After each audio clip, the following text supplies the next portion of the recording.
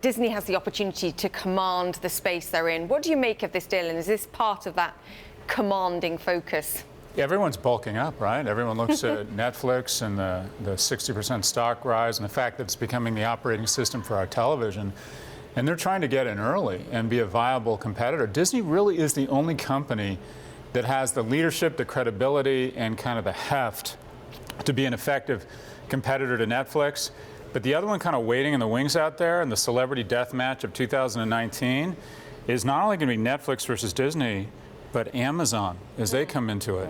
Yeah, we'll certainly look ahead to that coming up. But I want to stick with Disney and Fox for now, because the assets, the Fox assets that Disney is buying, is tied to the cable bundle here. So, yes, it'll help with negotiations with distributors in the short term. It'll give it some pricing power, but it doesn't really address the cord-cutting phenomenon. No, but what they might be able to get is, it's not that people are cutting cords, it's that they're cutting ESPN, or they're deciding they no longer want the Food Network 2 or ESPN 4.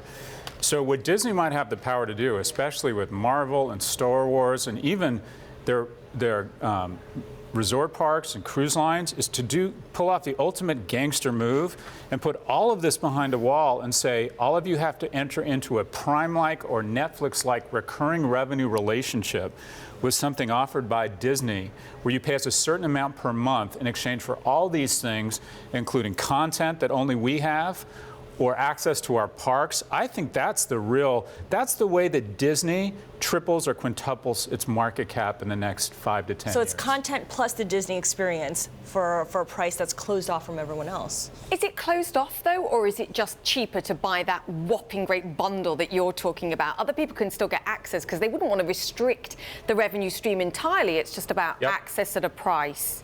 Well, that's the hybrid model, but there's no doubt about it. At some point, they'd have to stop distributing this content to other bidders, including Netflix. And if you look at what they're going to do, I mean, he said that with the even what Adobe did. Adobe said, all right, we're going to start charging people $29 a month instead of $1,200 and go to a recurring revenue relationship. But the most successful company of the last decade figured out a way to offer a bunch of things behind the curtain to a certain extent and charge them $99 a year under the auspices of Prime. And Disney right now is the first company with this combined tie-up that offers the possibility of a Prime-like relationship with households across content. All right, so we'll see how that plays out. I want to get your take, though, on Twitter, because we see shares of Twitter climbing today.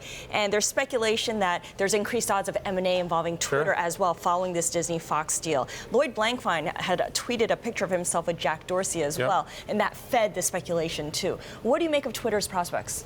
Twitter is one of the ripest companies for activist intervention in a long time, because it has a negligent board. Any board that lets a CEO show up in the morning and then leave in the afternoon to manage a company where he has 90% of his net worth is negligent. And as a result, you've seen a huge hemorrhage of talent across every level of Twitter, and Twitter has never had the performance to realize the promise. And as Twitter becomes more and more a bigger part of our vernacular, there's opportunity there. This is an activist dream.